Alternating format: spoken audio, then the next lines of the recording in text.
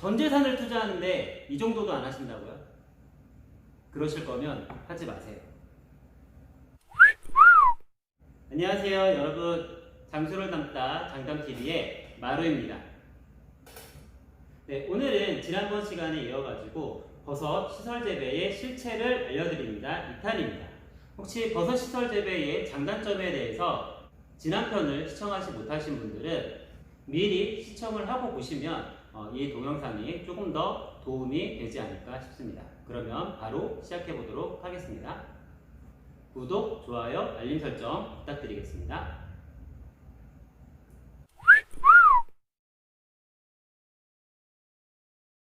저희 농장을 찾아오시는 많은 분들이 계셨어요.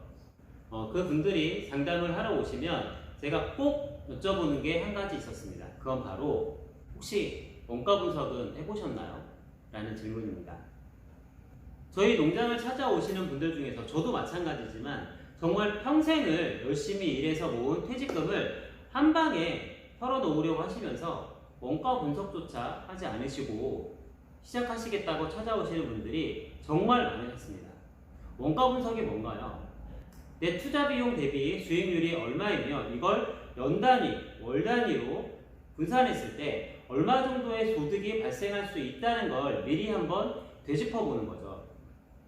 그 와중에 생길 수 있는 변수들을 종합해 가지고 최소 수치와 최대 수치를 계산해 보시고 시작을 하셔야 합니다. 그렇다면 변수들에는 어떤 게 있을까요? 버섯 재배를 하면서 가장 큰 문제는 수확량이 있습니다.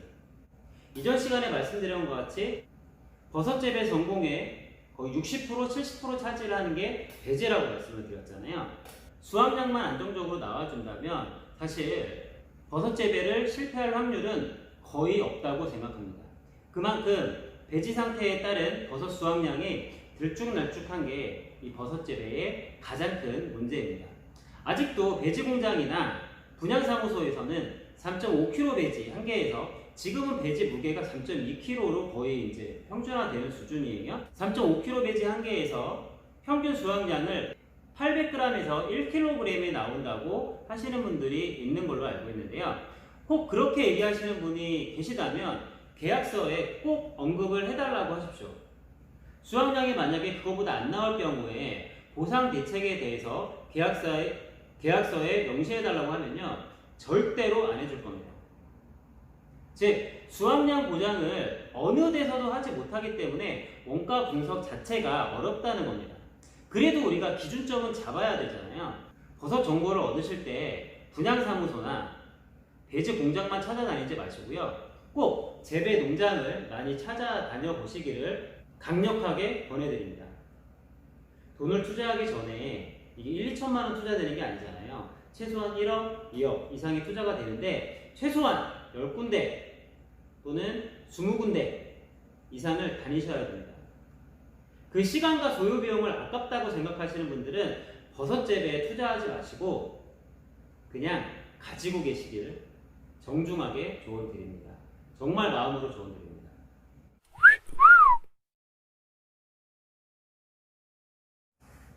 다음은 6번째 주제입니다. 배지 공장이나 분양사무소에서만 듣는 얘기는 여름철 달콤한 솜사탕 같은 거라고 합니다. 굉장히 달콤하지만 금방 녹아버리잖아요. 사업을 하시기 전에는요, 이 팔랑귀를 떼버리셔야 됩니다. 너무 부정적인 얘기만 하는 거 아니냐고 정말 하실지 모르겠지만 위에서 언급한 바와 같이 그분들이 거짓말만 하는 건 아닙니다. 충분히 가능성 있는 얘기를 하는 건 맞아요. 하지만 그분들이 얘기하는 건 평균치가 아니라 최대치를 얘기하는 거기 때문에 100% 그분들 말만 듣고 덤비면 안 된다는 겁니다. 영업하시는 분들이 자기 제품 안 좋다, 망할 수 있다, 그러니까 사든지 말든지 알아서 하세요 라고 하는 분 보셨습니까? 다 자기 제품 좋고 다 잘 된다고 얘기를 하죠. 그래야 판매가 되니까. 버섯은 단순한 귀농이 아닙니다. 그냥 시골로 내려오면 주변에 어떻게 구해서 임대 땅을 구할 수도 있잖아요. 하지만 내가 직접 지려고 하는 이 버섯 사업은 자본금이 많이 들어가는 그런 사업을 시작하시는 겁니다. 부디 예비 사장님들께서는 팔랑귀가 아니시기를 감히 조언드립니다. 또 다른 방법으로는요, 지금 버섯 시장 상황이 조금 안 좋기도 하고 또 잘 안 되신 분들도 많아서 버섯 재배 단지 근처에 가시면 아마 부동산이나 또는 알게 모르게 임대를 주시는 분들이 많이 나왔을 거예요. 어차피 버섯 사업을 시작하시려고 하신다면 임대를 하셔가지고 조금 경험을 해보시고 투자를 하시는 것도 괜찮은 방법일 것 같습니다.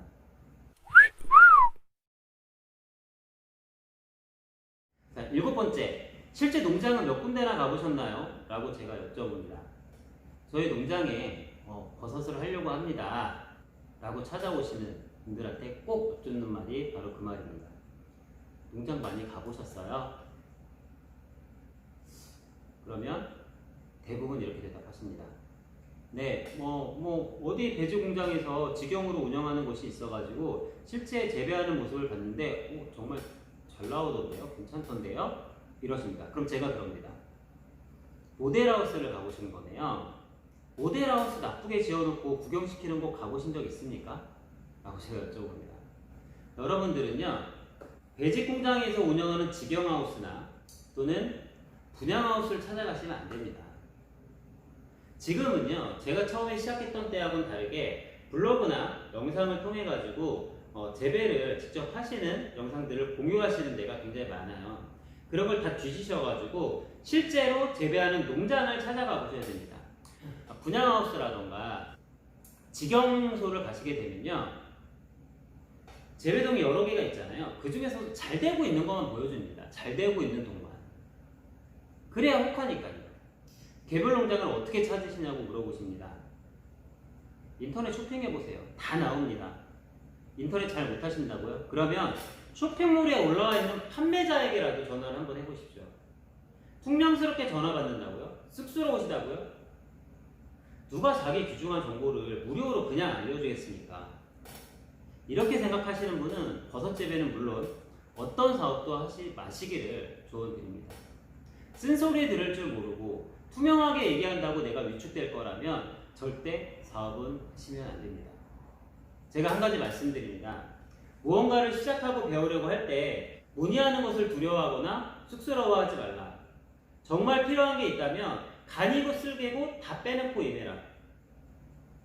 농장 입장에서 보면요, 새로운 경쟁자가 시장에 또 탄생을 하려고 하는 거예요. 물론 달가울 리가 없죠. 이미 시장이 포화되어 가고 있는 상황이니까. 또한 한 분이 오시던 두 분이 오시던 손님 맞을 준비를 해야 하고 귀중한 시간을 내어드려야 됩니다. 그분들 입장들을 헤아려 보신 적이 없으신 거라 생각됩니다. 그럼에도 불구하고 전화를 드리면 방문 견학을 기꺼이 허락해 주시는 분들이 있으실 겁니다. 그분께 여쭤보고 물어보고 그러면 또 다른 농장도 소개를 시켜주십니다.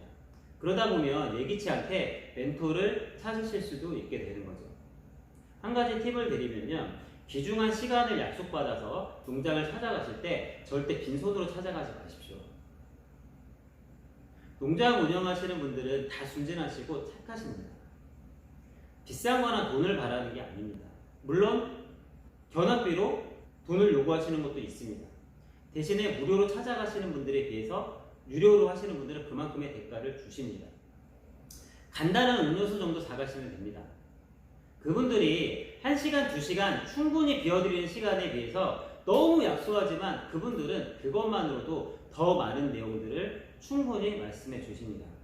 내가 정보를 얻으러 생전 처음 보는 곳에 나 좀 알려주세요 라고 찾아가는데 빈손으로 덜렁덜렁 찾아가는 것은 절대 예의가 아니라고 생각합니다. 내가 모르니까 내가 왔는데 네가 나한테 무조건 알려줘야 되는 거 아니야? 이런 생각 가지시면 안 됩니다. 저도 여러 번 손님을 받아봤지만 정말 절실하신 분들은요, 2-3시간 충분한 시간을 내어드리기도 하지만 또 어떤 분들은요, 어디서 반주를 거하게 하고 오셔가지고 말씀도 제대로 하지도 못하시고 듣지도 못하시는데 빈손으로 오셔가지고 농장 주변에 노상방뇨 하시는 분들 많습니다. 정말 다시는 손님 안 받을 거라는 생각까지 들 만큼 진짜 노매너인 분들도 정말 많으십니다. 그래서 저는 부득이하게 이제는 무료는 안 받습니다. 정말 절실하신 분들만 오시라고 무료는 안 받습니다. 여기서 포인트 2가지만 기억하십시오. 내가 절실하다는 것을 토로하십시오. 나를 위해서 시간을 의무적으로 내줘야 되는 사람은 이 세상에 아무도 없습니다. 자, 8번째 주제입니다. 판매 전략은 세우셨습니까? 버섯 재배를 시작하실 때 고려하셔야 하는 사항 중 마지막 사항은요, 자신만의 판매 전략입니다. 만약 도매 전략을 선택하신다면 버섯 재배사 한 동당 회전율을 최대로 잡으셔야 어느 정도 이윤에 도달할 수 있습니다. 즉, 한 동에 들어가는 최대한의 배지수가 4,000개라고 한다면 최대한 많이 밀어 넣어야 된다는 거죠. 도매는 기본적으로 박리담회를 기본으로 하기 때문에 많이 팔아야, 많이 생산이 되고 많이 팔아야 기본 원가와 전기세, 인건비를 포함한 재경비를 제외한 손익이 남게 됩니다. 도매 기준으로 2,000개에서 2,500개를 재배했을 때가 손익분기선이라고 한다면 어느 정도 맞으실 거예요. 하지만 도매를 기준으로 한다면 적은 개수를 받아서 노동력은 줄이면서 품질에 더 시간을 할애하실 수 있습니다. 다리방매를 하시라는 거죠. 도매를 하신다면 2,000개, 2,500개를 키우셔도 도매 4,000개 이상을 하는 손익을 맞추실 수 있는 조건에 가까워질 수 있으리라고 생각되니까요. 많이 키워서 도매를 할 건지 아니면 좀 적은 양을 키우면서 도매를 한 뒤에 조금씩 늘려가실 건지를 미리 계산해 보시고 뛰어드시길 조언드립니다. 9번째 주제입니다. 시작을 했다면 죽을 각오로 덤비셔야 됩니다. 누누이 강조하지만 버섯 재배 시설은 평생을 열심히 일해 모은 퇴직금을 털어넣어야 하는 사업입니다. 또는 열심히 모은 노후 자금을 털어넣는 거죠. 그런 만큼 누군가의 달콤한 속삭임에만 의존해서 섣불리 덤벼들지 마시길 진짜 간곡히 당부드립니다. 이 세상에 쉽게 돈 벌 수 있는 일은 아무것도 없습니다. 그런 마음가짐으로 성공할 수 있다는 건 다 뻥이고 사기다 라는 거는 이제 3살짜리 어린아이도 다 알고 있는 내용이잖아요. 중간에 달콤함에 팔랑귀로 흔들리지 마시길 바랍니다. 나의 귀중한 노후자금, 퇴직금을 그렇게 써버리시면 절대 안 되겠죠. 효과적으로 투자하고 지킬 줄 아셔야 합니다. 마지막으로 한 번 더 강조합니다. 이미 시작을 하셨다면 정말 죽을 각오로 덤비셔야 합니다.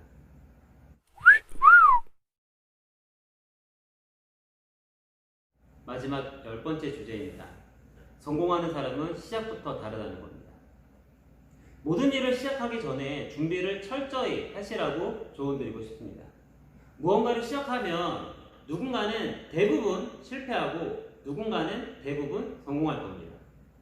성공하는 사람들은 계속 성공하고요. 실패하는 사람들은 계속 실패합니다. 그런 분들을 한번 잘 지켜보세요. 제가 느낀 건요. 결국 준비를 얼마나 했느냐가 판가름 나는 경우가 많습니다.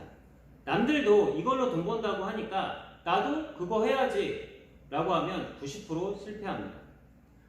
아무것도 준비 안 하시고 남의 말만 듣고 뛰어드신 다음에 어떻게 성공하는 사람이 1%에 될 수가 있겠습니까? 저희가 퇴직금으로 자영업 시작하시는 분들 중에서 또 치킨집이 전망의 대상이잖아요. 성공에 가까운 사람은 지역을 선택하고 시장 조사부터 합니다. 그렇죠? 유동인구가 많아서 매장에서 먹는 사람이 많은 지역인지 아니면 아파트 밀집 지역이어가지고 배달이 유리할지 주변에 또 치킨집은 몇 개나 있는지 저녁 시간에 갔더니 치킨집은 잘 되고 있는지 이런 사전조사를 마친 후에 계약들을 합니다. 하지만 성공에 가깝지 않은 사람들은요, 본인의 출퇴근 때문에 매장은 우리 집과 가까워야 되고, 또 요즘에 무슨 브랜드가 잘 나가니까 그냥 뭐뭐 브랜드를 그냥 프랜차이즈로 계약하고, 그냥 어디 금매로 나왔는데 싸네? 그러니까 덜컥 계약을 하고, 유동인구가 별로 없는 아파트 밀집 지역에서 배달은 고려하지 않고, 손님 왜 안 들어오지? 난 똥손인가 봐. 뭐가 문제야? 이 지역 사람들은 치킨도 안 먹나? 이렇게 남의 탓만 합니다. 어떤가요? 성공하는 사람과 실패하는 사람은 본질적으로 시작하는, 준비하는 시작점부터 다르다는 것을 조금은 느껴보셔야 됩니다. 정말 진심으로 조언드립니다. 시작하시기 전에 철저히 준비하시고 시작하시길 당부드리겠습니다. 긴 영상 시청해주셔서 너무 감사드리고요. 혹시 유익하셨다면 구독, 좋아요, 알림 설정 함께 부탁드리도록 하겠습니다. 마루는 다음 주 월요일날 더 좋은 내용으로 찾아뵙도록 하겠습니다. 감사합니다.